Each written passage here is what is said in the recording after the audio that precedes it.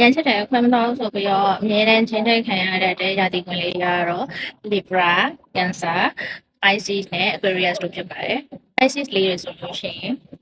ညံ့နဲ့အရန်ချစ်တတ်တဲ့နားလည်မှုပေးတတ်တယ်။အဲဒီအတွက်ကြောင့်မို့လို့တစ်ဖက်ကစိတ်ချင်းချက်တယ်ဆိုပြီးဖွဲ့သွားတာကလည်း Pisces ပါ။ Cancer ကကြတော့ Cancer ဆိုတဲ့အတိုင်းပဲအရန်တက်တက်တုံချစ်တတ်ပြီးလက်လွန်ချက်တုံဖြစ်တဲ့အထိအန်တက်တယ်။နောက်ဆုံးကြတော့တစ်ဖက်ကအထုံးနဲ့ထင်နဲ့ယူပြီးလစ်သွားတာကကြတော့ Cancer ပါ။ Libra ကကြတော့တစ်ဖက်လူကိုချင်းမယုံသေးပဲသူတို့ရဲ့စိတ်ထဲမှာရှိရဲ့အတိုင်း psycho test တွေအမြဲစစ်တယ်။နောက်ဆုံးဆာမွေအောင်တဲ့လူကိုပဲသူတို့ကချစ်တယ်လို့ပြောတတ်တယ်။သူတို့တကယ်ချစ်လို့သူတို့ကိုချစ်စနဲ့လို့ထင်ပြီးတော့သူတို့ကပြန်ပြီးတော့ထပ်တူညီရဲ့အတီတန်ချစ်ချင်းမြတ်တာလေးပြန်ပြီးတော့တစ်ဖက်ကပါမပြောညမပြောနဲ့လစ်သွားပြီးတော့ play ခံရတာက Libra ပါ။ Aquarius ကကြတော့ဂျာသွင်းမှာရှိတဲ့အတိုင်းပေါ့သူတို့ကတစ္ဆာဆိုတဲ့စကားကိုဥထိတ်တင်ပြီးတော့ချစ်ချင်းမြတ်တာကိုစစ်စစ်မှန်မှန်နဲ့ချစ်တတ်တယ်ဒါပေမဲ့သူတို့ကချစ်ကံမကောင်းတာဖြစ်တဲ့အတွက်အမြဲတမ်းသူကတစ္ဆာထားပြီးချစ်ပေမဲ့တစ်ဖက်က